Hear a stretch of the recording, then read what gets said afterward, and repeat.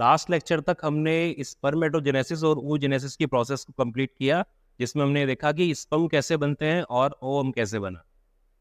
अब यहाँ पर हम बात करनी है कि जो स्पर्म और ओवम बने हैं उनके फ्यूजन होने के बाद जो जाइगोट बनता है वो कैसे होगा, यानी कि फर्टिलाइजेशन की प्रोसेस हम यहाँ पर इस लेक्चर में पढ़ेंगे। और साथ में देखेंगे फर्टिलाइजेशन का जो प्रोडक्ट है जाइगोट, वो किस तरह से यूट्रस के ऊपर इम्प्लांट होकर एक फीटस के अंदर डेवलप होता है। तो यही हमारे इस लेक्चर का टॉपिक होगा, फर्टिलाइजेशन एंड इम्प्लांटेशन। देखिए, फर्टिलाइजेशन की हम प्रोसेस की बात करते हैं तो हम बोलते हैं fusion of male and female gamete.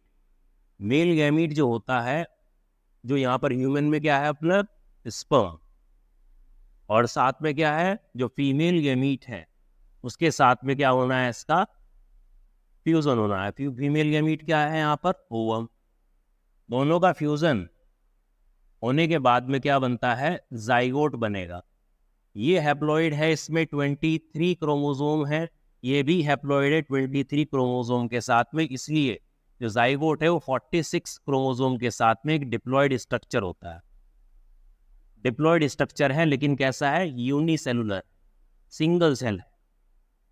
ठीक है, हमारे जो मेल गैमीट है स्पर्म वो भी सिंगल सेल है, यूनिसेलर है, फीमेल गैमीट भी सिंगल सेल यूनिसेलर है। दोनों के मिलने से क्या बनता है, जाइगोट बनता है, जिसमें 46 क्रोमोसोम के साथ में 2 सेट क्रोमोसोम के हैं, और इसे जाइगोट बोलते हैं। इसी प्रोसेस को हम कहते हैं फर्टिलाइजेशन। अब ये जो फर्टिलाइजेशन की प्रोसेस है ये होती कहाँ है, साइट क्या है, तो साइट जैसे पहले ही बात की कि ह्यूमन फीमेल के अंदर ये फैलोपिन ट्यूब के एम्पुलरी रीजन में, जो एम्पुला है फैलोपिन ट्यूब के 3 पार्ट हैं, ठीक है, उनमें से एम्पुला जो वाइडर पोर्शन जो है फैलोपिन ट्यूब का, वहां पर जो है फर्टिलाइजेशन होता है। ठीक है, वो साइट है यहाँ पर एम्पुलरी रीजन जो है फर्टिलाइजेशन की साइट है। अच्छा, इसमें भी आपने वर्ड सुना होगा फर्टिलाइजेशन में भी, सिंगेमी। तो देखिए, प्रॉपर अगर हम बात करते हैं तो फर्टिलाइजेशन में, जैसे अगर मैं बात करूँ 2 सेल है, एक सेल ये होगी हमारी ओवम, ठीक है, और दूसरा क्या, यानी कि फीमेल गैमीट मान लीजिए, और दूसरा जो है यहाँ पर मान लीजिए ये मेल गैमीट। ठीक है, थोड़ा बड़ा करके बना रहा हूँ। आपस में जब दोनों सेल मिलती है, मेल और फीमेल गैमीट सेल ही है, आपस में जब मिलती हैं तो इनके मिलने की प्रोसेस, जब ये आपस में फ्यूज हुई है, इसको बोलते हैं सिनगेमी। और मिलने के बाद में अगर मैं यहाँ पर इसको स्पर्म ना बना के, मान लीजिए मैं 2 सेल यहाँ पर ऐसे बना दूँ आपको, और आप मान लीजिए कि ये मेल गैमीट है, ये फीमेल गैमीट है, सिंपल से एक समझिए बात को, नॉर्मल। मैंने स्पर्म हटा के सीधा मैंने क्या किया, मान लीजिए ये मेल गैमीट है और ये फीमेल गैमीट। आप सिंपल ऐसे मानिए, इस फर्टिलाइजेशन और सिनगेमी में क्या डिफरेंस है। देखिए, इन दोनों के जो फ्यूजन होगा आपस में, जब फ्यूज कर रहे होंगे तब इसको प्रोसेस को सिनगेमी बोलते हैं। फ्यूज करने के बाद में जब ये आपस में इनके जो साइटोप्लाज्म मिक्स हो जाएंगे, ये न्यूक्लियस इनके साइटोप्लाज्म जो आपस में मिक्स हो गया, इस प्रोसेस को बोला जाएगा प्लाज्मोगेमी। पहली सिनगेमी थी, दूसरी प्लाज्मोगेमी हो जाएगी। और बाद में जब इनके ये पूरा का पूरा बनके दोनों के जब न्यूक्लियस आपस में फ्यूज हो जाएंगे तो इसको बोलेंगे कैरियोगेमी। और कैरियोगेमी के बाद में जो आपस में न्यूक्लियस फ्यूज हो गया था आपस में, उनके बाद जब इनके क्रोमोसोम आपस में इंटरमिंगलिंग हो जाएगी, मिक्सिंग हो जाएगी, ठीक है, उसको बोलेंगे एम्फीमिक्सिस। ठीक है, तो ये सारी प्रोसेस कौन कौन सी, सिनगेमी, प्लाज्मोगेमी, फिर कैरियोगेमी, और क्रोमोसोम्स की आपस में, मेल और फीमेल जो क्रोमोसोम है आपस में 23 जब जोड़े बनाएंगे होमोलोगस क्रोमोसोम की फॉर्म में, उस प्रोसेस को इंटरमिंगलिंग ऑफ क्रोमोसोम्स, उसको बोलेंगे हम एम्फीमिक्सिस। ये चारों प्रोसेस जो है हमारे फर्टिलाइजेशन के अंदर आती है। तो फर्टिलाइजेशन में टोटल ये है, तो उनमें से एक प्रोसेस सिनगेमी है। तो सिनगेमी और फर्टिलाइजेशन में आपको डिफरेंस पता चल गया होगा कि एक तरह से सिनगेमी फर्टिलाइजेशन का ही एक छोटा सा एक फेज से एक पार्ट। तो एम्पुला वाले पार्ट में क्या होता है, हमारे फीमेल में हो जाती है ये साइट है। देखिए, जैसे हमने कहा कि ये फैलोपिन ट्यूब है इस तरीके से, ठीक है, ये ओवरी, ये यूट्रस वगैरह, ये सब यहाँ पर, ये जो है ये इस तरीके से इनफंडिबुलम, और मान लीजिए ओवरी। ठीक है, एक साइड में बना रहा हूँ। अब यहाँ से क्या होगा, सबसे पहले आप देखिए कि जैसे ये यहाँ से ये क्या था, हमारा यूट्रस है, ठीक है, और ये यहाँ से सर्विक्स, और नीचे जो है वेजाइना। ठीक, यहाँ पे ये सर्विक्स हो जाएगा यहाँ से, और मान लीजिए ये वाला पोर्शन यहाँ से वेजाइना। तो जो पेनिस है, पेनिस आया यहाँ पे, और यहाँ से इसने क्या किया, यहाँ से सीमेन इसने रिलीज कर दिया। सीमेन जो है देखो, सीम फर्टिलाइजेशन के लिए मेल गैमीट का फीमेल तक पहुंचना जरूरी है। अब बात यह है कि मेल गैमीट ही क्यों पहुंचे, फीमेल क्यों नहीं आ सकता? फीमेल गैमीट नॉन मोटाइल होता है, साइज में बड़ा भी है और नॉन मोटाइल। दूसरी बात, मेल गैमीट ही मोटाइल है, इसलिए मेल गैमीट को ही ट्रैवल करके जो है फीमेल गैमीट तक जाना पड़ेगा, लेकिन उसके लिए भी एक प्रॉपर साइट है। ठीक, तो जैसे हमने कहा कि मेटिंग होती है, मेटिंग के बाद में सीमेन यहाँ पर डिस्चार्ज हुआ, तो यहाँ से जो अगर नॉर्मल काउंट है, एक प्रॉपर स्पेसिफिक काउंट होता है, फिक्स नंबर होता है स्पर्म का सीमेन के अंदर, अगर वो ठीक ठाक है, स्पर्म एक्टिव है, तो यहाँ से जो स्पर्म है वो क्या करेंगे, इस तरीके से ट्रैवल करते हुए स्पर्म यहाँ से जाएंगे।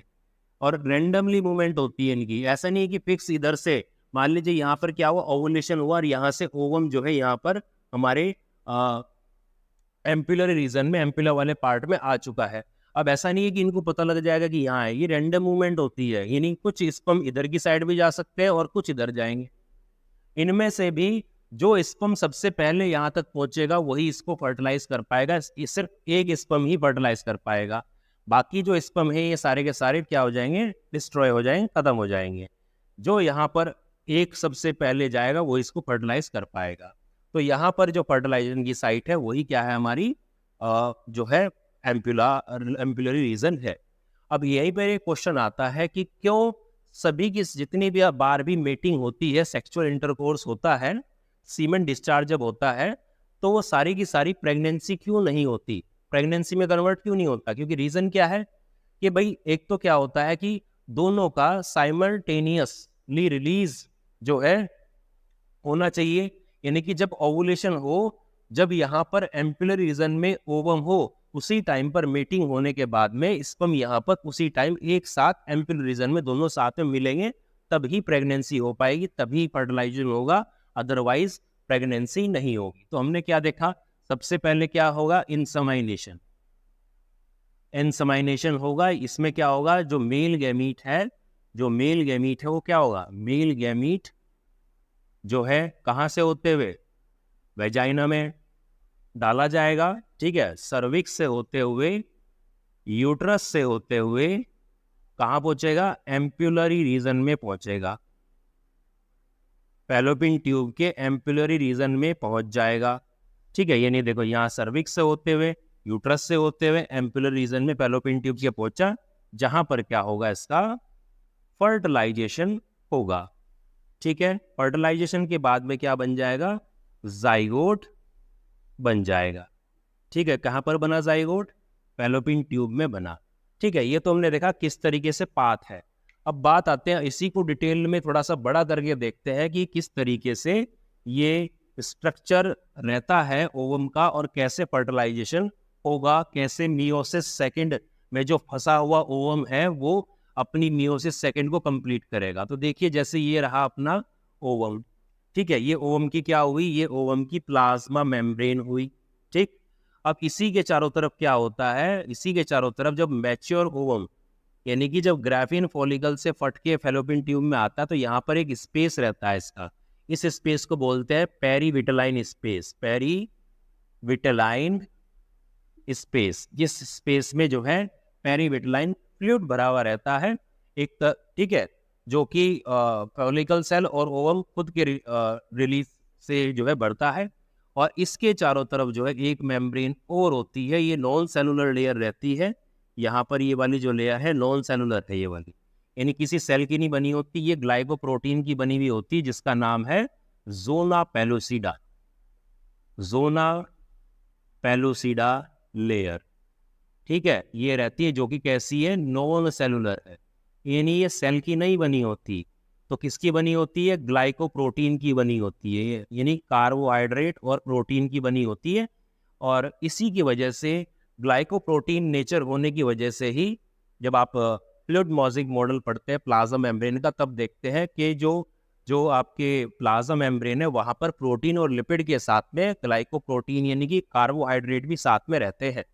तो मेन काम क्या करते हैं, ग्लाइकोप्रोटीन होने की वजह से जोना पेलुसिडा लेयर फर्टिलाइजेशन में तो हेल्प करती ही है, साथ में क्या है कि यहाँ पर सेम स्पीसीज का स्पर्म अपने ही स्पीसीज के ओवम से को फर्टिलाइज करे, तो वो भी इस बात का ध्यान जो है इस जोना पेलुसिडा लेयर के थ्रू ही रखा जाता है, यानी कि ये हेल्प करती है कि अपनी ही स्पीसीज का ओवम अपनी ही स्पीसीज के अपनी स्पीसीज का स्पर्म अपनी स्पीसीज के ओवम को फर्टिलाइज करे, वही पहचान पाएगा। दूसरी स्पीसीज का अगर ओवम स्पर्म आएगा तो वो इसको कॉन्टेक्ट करके, इसको पेनिट्रेट करके जो है अंदर तक नहीं घुस पाएगा, क्योंकि एंजाइम जो होते हैं स्पर्म लाइसिन वगैरह जो एक्रोसोम में होते हैं वो अपनी स्पीसीज की मेम्ब्रेन पे ही काम करेगा।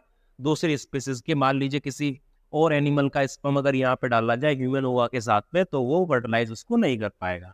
इसके अलावा हम देखते हैं तो यहाँ पर क्या होती है, सेल्स की लेयर होती है, 2-3 लेयर चढ़ी हुई होती है सेल्स की, ठीक है, ओवम के चारों तरफ। ये इस तरह से एनसीईआरटी में बना हुआ दिखाई देगा। तो ये लेयर्स जो है यहाँ पर 2-3 लेयर रहती है। ये क्या है हमारी, ये है cells of corona radiata, corona radiata. अब आपको पता होगा कि ये सेल्स की लेयर कहाँ से आई है। तो देखिए, जब ग्राफियन फॉलिकल फटता है, फटने के बाद में जब ओवा फैलोपियन ट्यूब में आता है, तो आपको पता है कि देखो ऐसे ग्राफियन फॉलिकल बनाया था, यहाँ पर ये ओवा था और यहाँ पर क्या था, सारी की सारी सेल्स थी, फॉलिकुलर सेल्स थी ऐसे, आपको याद होगा लास्ट लेक्चर में, ठीक है, ऐसे। तो ये इस तरह से चढ़ा हुआ था। तो यहाँ से जब रप्चर होता है ग्राफियन फॉलिकल का और ये सेकेंडरी oocyte बाहर आता है, बचा हुआ क्या रहे, ये सारा का सारा जो बचा हुआ जो रप्चर ग्राफियन फॉलिकल है तो कॉर्पस ल्यूटेम बन गया था। तो यहाँ से जब ये सेकेंडरी ओवा बाहर आता है तो इसके साथ में कुछ सेल्स फॉलिकल की साथ में आती है, ये कुछ फॉलिकल की सेल भी साथ में इसके आती है, जो कि आगे चल के कहलाती है कोरोना रेडिएटा। इनका मेन फंक्शन क्या होता है, एक तो कि ओवा को प्रोटेक्ट करें, ये ओवा को जब ये फैलोपियन ट्यूब में जाएगा इसको प्रोटेक्ट करें, प्लस कुछ स्पेशल प्रोटीन, वाइटल प्रोटीन्स जो है इस ओवम को कुछ टाइम के लिए, जब तक फर्टिलाइजेशन होकर बच्चा नहीं बनता उस टाइम के लिए ये इसको प्रोटीन प्रोवाइड करती है इसके नरिशमेंट के लिए, ठीक है। तो यहाँ से आगे चलते हैं अभी। तो ऐसे क्या होगा, अब यहाँ से जैसे स्पर्म आए, ठीक है, ये जैसे मान लीजिए ये स्पर्म आ रहे हैं बहुत सारे, ठीक है, ये स्पर्म आए बहुत सारे। तो ऐसे ही जो सबसे आगे जो स्पर्म होगा यहाँ पर, मान लीजिए ये वाला स्पर्म सबसे आगे, सबसे पहले टच किया इसने, किसको टच किया, यहाँ से कोरोना रेडिएटा से होते हुए सेल्स के अंदर से गया हुआ इसने ये जो नॉन सेलुलर लेयर है जिसका नाम है जोना पेलुसिडा, तो जोना पेलुसिडा के साथ में टच हुआ जाके, इससे पता लग गया इसको कि हाँ भाई यहाँ पर रिएक्शंस होगी आपस में, तो पता लगेगा इसमें ग्लाइकोप्रोटीन इसके पास भी है, ग्लाइकोप्रोटीन जोना पेलुसिडा के पास भी है, दोनों में रिएक्शन होगी, पता लगेगा अपनी ही स्पीसीज का ओवम है। तो उसके बाद में क्या होगा, मैं यहाँ पे इसी चीज को बड़ा करके दिखा देता हूँ, जो अपना ये इसका स्पर्म हेड है, यहाँ पर क्या है, एक्रोसोम है, यहाँ क्या है, एक्रोसोम है। तो एक्रोसोम में क्या होती है, स्पर्म लाइसिन्स, कुछ एंजाइम है स्पर्म लाइसिन्स, और ठीक है, और हाइलोयूरोनिडेज प्लस, और कौन से हैं, हाइलोरोनिडेज, ये कुछ एंजाइम्स यहाँ पर पाए जाते हैं जो क्या करते हैं, जो ये स्पर्म की, मान लीजिए मेम्ब्रेन की बात करें, जोना पेलुसिडा तो आराम से यहाँ से डिसॉल्व हो जाती है, जो मेम्ब्रेन होगी इसकी, ठीक है, ये मेम्ब्रेन मान लीजिए ये बनाई मैंने, ये वाली मेम्ब्रेन प्लाज्मा मेम्ब्रेन, और बाकी ये आपकी सेकेंडरी मेम्ब्रेन जोना पेलुसिडा, इनको डिसॉल्व करने का काम करेगा ये, यहाँ से एंजाइम रिलीज करेगा, जिसकी वजह से ये सारी जो मेम्ब्रेन है, जो एक्स्ट्रा एम्ब्रियोनिक मेम्ब्रेन है जैसे जोना पेलुसिडा, बाकी जो मेम्ब्रेन बनती है प्लाज्मा मेम्ब्रेन, ठीक है, ये सबको क्या करेगा, डिसॉल्व करेगा, और डिसॉल्व करने के बाद में पूरा का पूरा स्पर्म जो है अंदर जाके, अंदर इसके साइटोप्लाज्म में पूरा का पूरा स्पर्म जाके गिर जाता है अंदर, ठीक है भाई। मैक्सिमम एनिमल्स में क्या रहता है कि सिर्फ स्पर्म का हेड और मिडिल पीस जाता है, टेल बाहर रह जाती है, लेकिन ह्यूमंस के अंदर, मैमल्स के अंदर क्या रहता है, पूरा का पूरा स्पर्म अंदर जाके साइटोप्लाज्म में गिर जाता है। साइटोप्लाज्म में जब गिर जाएगा यहाँ पे जाके, तो उसके बाद में क्या होगा कि यहाँ पर होगी एक्रोसोमल रिएक्शन होती है, कॉर्टिकल ग्रेन्यूल्स, आप सिंपल अगर समझे तो ये जब स्पर्म यहाँ पे जाके गिर गया अंदर, तो उसके बाद में क्या होगा, जोना पेलुसिडा क्या करेगी, यहाँ से एक तरह से एक अलग से मेम्ब्रेन बनाएगी यहाँ से, जिसको बोलते हैं फर्टिलाइजेशन मेम्ब्रेन, या सिंपल भाषा में आप समझे कि एक पत्थर के जैसी ये हो जाएगी, बिल्कुल हार्ड हो जाएगी, ऐसे आप मान लें, जिसकी वजह से आगे के जो दूसरे स्पर्म्स हैं वो इसमें एंटर ही नहीं कर पाएंगे, और यहीं पर कोशिश करते हुए एनर्जी खत्म हो जाएगी, यहीं पर वो डिस्ट्रॉय हो जाएंगे, ठीक है, तो एक ही स्पर्म जाएगा। तो यानी कि हम कह सकते हैं कि जो ज़ोना पेलुसिडा लेयर है, ज़ोना पेलुसिडा जो लेयर है, उसका मेन फंक्शन क्या हुआ हमारी एनसीईआरटी के अकॉर्डिंग है कि it prevents polyspermy. Prevents polyspermy. Polyspermy का मतलब क्या है कि एक से ज्यादा स्पर्म की एंट्री को रोकती है। ये इंश्योर करती है कि मोनोस्पर्मी हो, यानी कि सिंगल जो स्पर्म है फर्टिलाइज दी ओवम।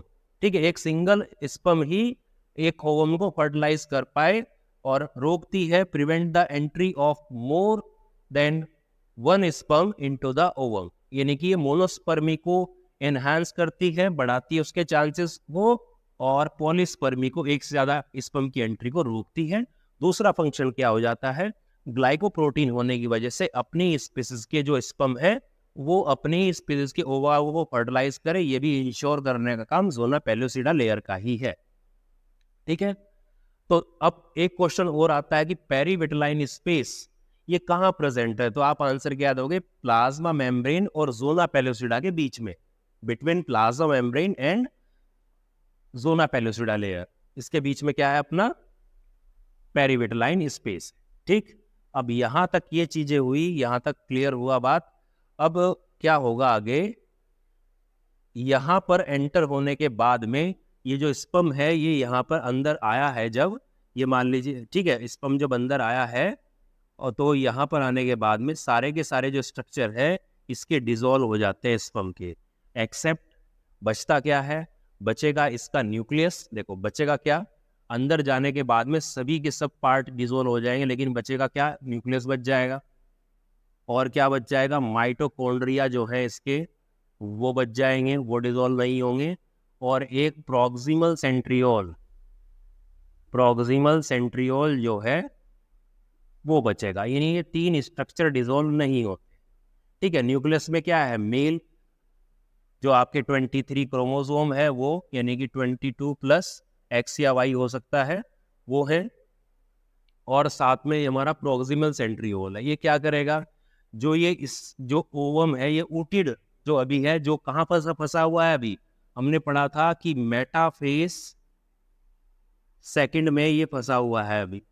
तो यहाँ पर क्या होगा कि जो हमारा प्रोक्सिमल सेंट्रियोल है यहाँ पर आने के बाद में क्या करेगा, ये स्पिंडल बना देगा, स्पिंडल बनाएगा। स्पिंडल बनाने के बाद में क्या होगा, यहाँ पर ये जो हमारा कूटिड था जो फंसा हुआ था, ये क्या करेगा, दो सेल बनाएगा। एक तो बनाएगा हमारी सेकंड पोलर बॉडी, जो कि क्या हो जाएगी, सेकंड पोलर बॉडी जो कि साइज में छोटी होगी, साइटोप्लाज्म तो होगा, ये क्या हो जाएगी, खत्म हो जाएगी। और दूसरा जो बनती है हमारी बड़ी, वो क्या बनेगी, वो जो दूसरी जो ओवा है, वो जो ओवम है, ठीक है, वो बन जाएगी। अब यहाँ से जो उसका ओवम है, वो ओवम का जो न्यूक्लियस है 23 क्रोमोसोम के साथ में, ठीक है, और जो हमारे स्पर्म का न्यूक्लियस बचा हुआ था 23 क्रोमोसोम के साथ में, अब ये क्या करेगा, यहाँ पे जाके फ्यूज होगा, और फ्यूज होने के बाद में क्या बनेगा, हमारा जाइगोट बनेगा। इसलिए हमने क्या लिखा था वहाँ पे oogenesis के अंदर, कि सबसे पहले जब स्पर्म की एंट्री होगी तो मेटाफेज सेकंड उसका जो अटका हुआ है सेल का वो कंप्लीट होगा, एक बड़ी सेल और एक छोटी बनेगी, इसको सेकंड पोलर बॉडी बने बोलेंगे, जो डिकम्पोज खत्म हो जाएगी, बाकी बचेगी ये। और इसके साथ में क्या करेगा, इसको क्या बोलेंगे हम, इसको ओवम कहा, इसको ओवम, ठीक है, जो कि फर्टिलाइजेशन के बाद में बना। फिर उसके बाद में क्या होगा, जो मेल का जो न्यूक्लियस है वो जाके इसके साथ में जो प्रो न्यूक्लियस आपस में जाके फ्यूज होंगे। फ्यूज होने के बाद में क्या बनेगा, ये डिप्लॉयड 46 क्रोमोसोम के साथ में जाइगोट बनेगा। ठीक है, ये वाली बात होगी। ये फर्टिलाइजेशन होता है, ये फर्टिलाइजेशन लगभग मान के चलिए कि जब मेटिंग होती है तो उसके मतलब एक बार मान के चले कि जैसे फर्टिलाइजेशन हुआ तो उसके 7-8 दिन के बाद में जो है ये फर्टिलाइज्ड एग यूट्रस के ऊपर इम्प्लांट कर जाता है। तो ये वाली जो प्रोसेस थी हमारी, ये थी अपनी फर्टिलाइजेशन। ठीक है, तो फर्टिलाइजेशन का जो हमारा प्रोडक्ट बना है वो क्या है अपना, वो है जाइगोट। ठीक है, अब ये जाइगोट कहाँ है, हमारा फैलोपियन ट्यूब में है, एम्पुला वाले पोर्शन में, जो कि एम्पुला से आगे चल के जो स्मिक जो पोर्शन है उससे होते हुए कहाँ आएगा, यूट्रस की तरफ आने की कोशिश करेगा, तो उसको देखते हैं, नहीं इम्प्लांटेशन को देखते हैं। और इम्प्लांटेशन और जाइगोट बनने के बीच में क्या हुआ है, क्लीवेज होता है, उसको हम देखते हैं। इसको मैं साफ करता हूँ और देखते हैं वो कैसे होगा। देखिए फर्टिलाइजेशन हुआ हमारा और यहाँ पर एम्पुला वाले पोर्शन में क्या बन गया, अपना जाइगोट बन गया, डिप्लॉइड। अब ये जाइगोट जो है यहाँ पर यूट्रस की तरफ आएगा और यूट्रस में आगे इम्प्लांट होगा। जनरली फंडस वाले पोर्शन में मैक्सिमम इम्प्लांटेशन इस साइड में होता है। यहाँ पर भी हो सकता है, 3 साइड होती है, इधर हो सकता है, इधर हो सकता है, लेकिन जनरली मैक्सिमम इस फंडस वाली पोर्शन पे इम्प्लांटेशन ज़्यादा होता है। तो ये यहाँ से लेके अपना यहाँ तक आना है, इसको यूट्रस तक आना है। इस बीच में क्या होगा, ये यूनिसेलुलर स्ट्रक्चर है जाइगोट अभी, और ये किस में कन्वर्ट होगा, ये मल्टी सेलुलर एम्ब्रियो में, या बोलेंगे मल्टी सेलुलर स्ट्रक्चर में कन्वर्ट होगा। यहाँ तक आते हुए, या फिर मैं कहूँ अगर यहाँ पर इम्प्लांट हो रहा है तो मल्टी सेलुलर स्ट्रक्चर में कन्वर्ट होना है इसको। और इस स्ट्रक्चर को के बीच में जो यूनिसेलुलर से मल्टी सेलुलर हुआ है, इस प्रोसेस को हम क्या बोलते हैं, क्लीवेज कहते हैं। तो इस क्लीवेज प्रोसेस को देखिए, यहाँ से लेके यहाँ तक होना है। तो उसमें क्या है कि यहाँ से लेके यहाँ पर आ जाए, यहाँ आ जाए, तो ये क्या करेगा, ये मल्टी सेलुलर स्ट्रक्चर में इसको कन्वर्ट होना है। ठीक है, तो ये वाला स्ट्रक्चर यहाँ आएगा। इस प्रोसेस को यहाँ से लेके यहाँ तक, ये जो प्रोसेस है इसको क्लीवेज कहेंगे। और क्लीवेज एक स्पेशल टाइप का माइटोटिक डिवीजन होता है, जहां पर सेल का साइज तो सेम रहता है, बस नंबर इंक्रीज होते हैं। तो हम देखते हैं क्लीवेज। तो क्लीवेज क्या है, एक तरह से ये special type of mitotic division. Mitotic division है स्पेशल टाइप का, जिसमें क्या होता है, जिसमें जो ओवरऑल साइज है, the overall size of embryo बोल दे, या स्टार्टिंग में जाइगोट बोलते, बाद में एम्ब्रियो बोल सकते हो आप, जहां डिवीजन शुरू हुआ, क्या रहेगा, रिमेन सेम। वो तो सेम रहेगा, लेकिन जो नंबर, जो सेल्स हैं, नंबर ऑफ सेल्स इंक्रीजेस। यानी कि बात यह है कि अगर मैंने कहा कि जाइगोट का ओवरऑल साइज ये रहा, यहाँ से इतना और ये इतना साइज है इसका, तो जाइगोट में डिवीजन के बाद में, जैसे पहला डिवीजन हुआ, ठीक, 2 सेल बन गई यहाँ से, तो हमने क्या कहा कि ओवरऑल साइज तो इतना ही है, लेकिन जो पहली एक सेल का साइज ज़्यादा बड़ा था, उसके बाद में जो 2 सेल बनी, इसका साइज क्या हो गया, पहले से आधा हो गया। मान लीजिए इसका 5 जो है माइक्रोमीटर डायमीटर था, और इसका क्या है, अब आधा आधा हो जाएगा। इसके बाद में जब क्लीवेज, सेकंड क्लीवेज होगा, तो क्या होंगे, ये 4 में डिवाइड होंगे। यानी कि ये जो एक सिंगल सेल है, अभी अपनी पहले वाली सिंगल सेल से आधी है, और ये वाली अपने से आधी थी।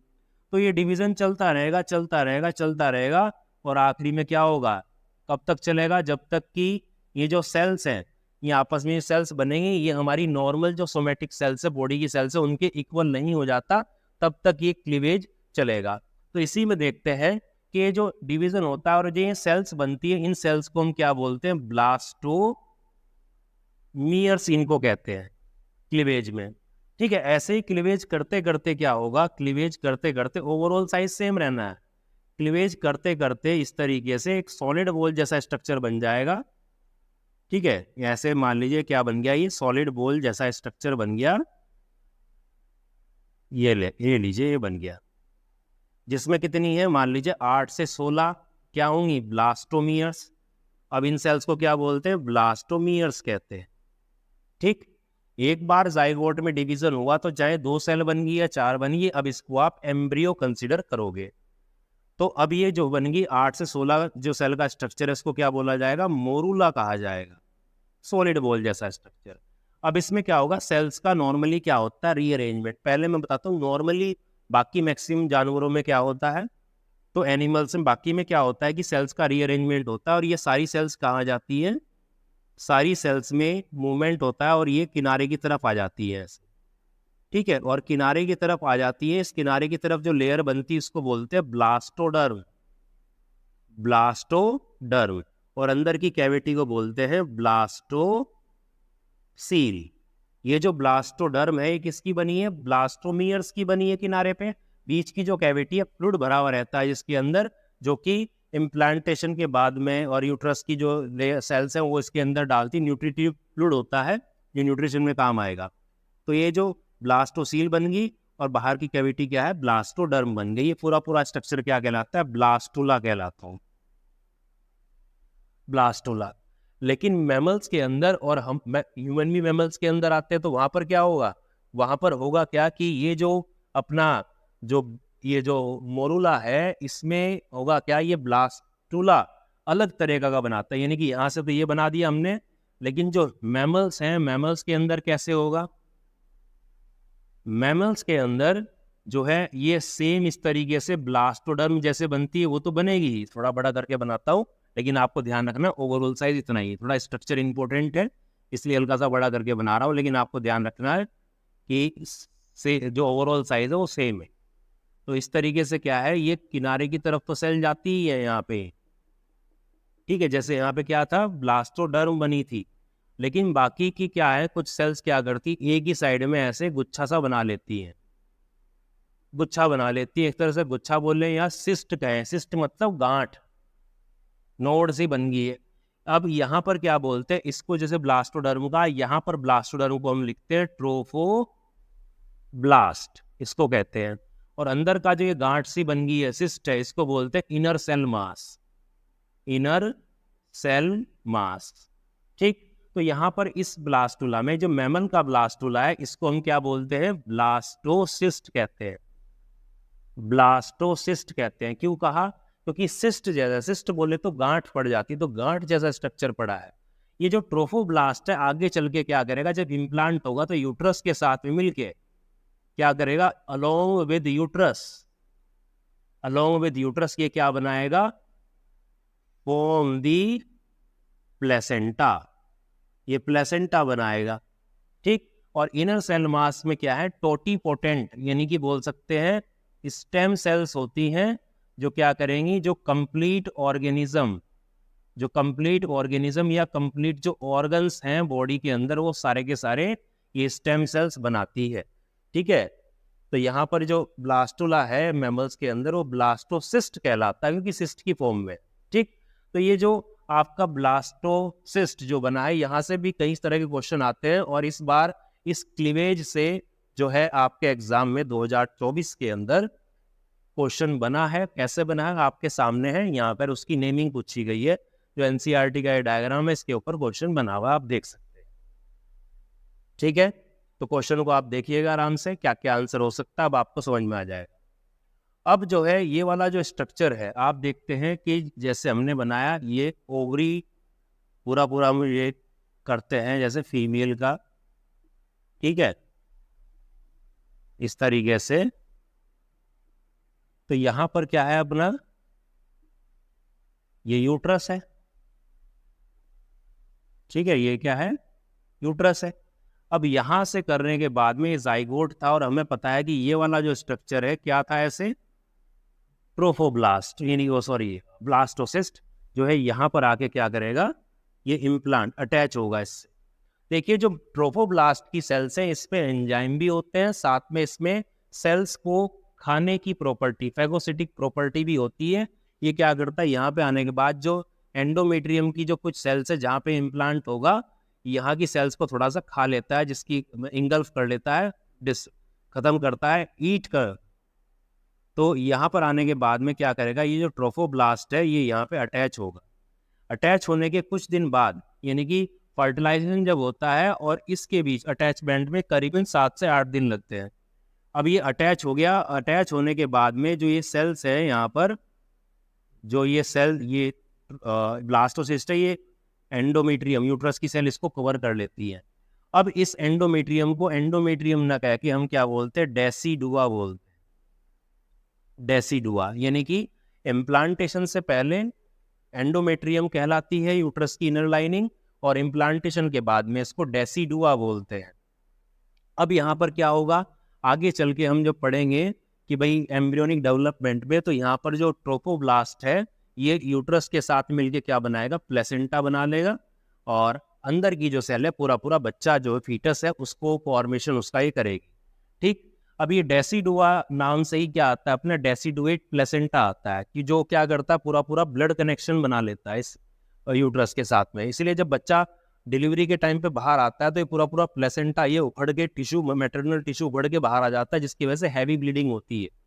ठीक, तो यहाँ पर ये हो गया इम्प्लांटेशन। तो ये जो प्रोसेस है यहाँ पर अटैचमेंट की, जब ये जो ब्लास्टोसिस्ट है जब अपने ट्रोफोब्लास्ट की हेल्प से यहाँ पर अटैच हो जाती है, इसको, इस प्रोसेस को बोलते हैं इम्प्लांटेशन। फर्टिलाइजेशन से लेके यहाँ तक इम्प्लांटेशन तक 7 से 8 दिन का टाइम मिलता है, ये लगता है। ठीक है, तो यहाँ पर एक जनरली एक क्वेश्चन मैक्सिमम एग्जाम में आपके पूछा जाता है कि उस स्ट्रक्चर का डायग्राम बनाइए जो इम्प्लांट होता है, उस स्टेज का डायग्राम बनाना है जो इम्प्लांट होती है यूट्रस में। तो आपको किसका है, ब्लास्टोसिस्ट का बनाना होता है। और वहाँ पे उसको आगे और पूछता है कि उसके जो है 2 जो लेयर हैं उनके फंक्शन आपको बताने होते हैं। तो ट्रोफोब्लास्ट क्या है, यूट्रस प्लेसेंटा बनाती है, इम्प्लांटेशन में हेल्प करती है। और इनर सेल मास क्या करेगा, ये पूरा पूरा और जो है ऑर्गन्स, पूरा पूरा एम्ब्रियो को डेवलप ये करता है। जबकि यहाँ पर जो ये कैविटी होती है इसको क्या बोलते हैं, ब्लास्टोसील कहा जाता है, जिसमें न्यूट्रिटियस फ्लूइड जो है यहाँ पर भरा हुआ रहता है। ठीक है, तो ये था फर्टिलाइजेशन एंड इम्प्लांटेशन। होप आपको समझ में आया हो। नेक्स्ट लेक्चर में हम पढ़ेंगे जो है एम्ब्रियोनिक डेवलपमेंट और प्लेसेंटा कैसे बनता है और पार्चुरेशन डिलीवरी, इसको हम लास्ट में देखेंगे। इस वीडियो में इतना ही। Thank you.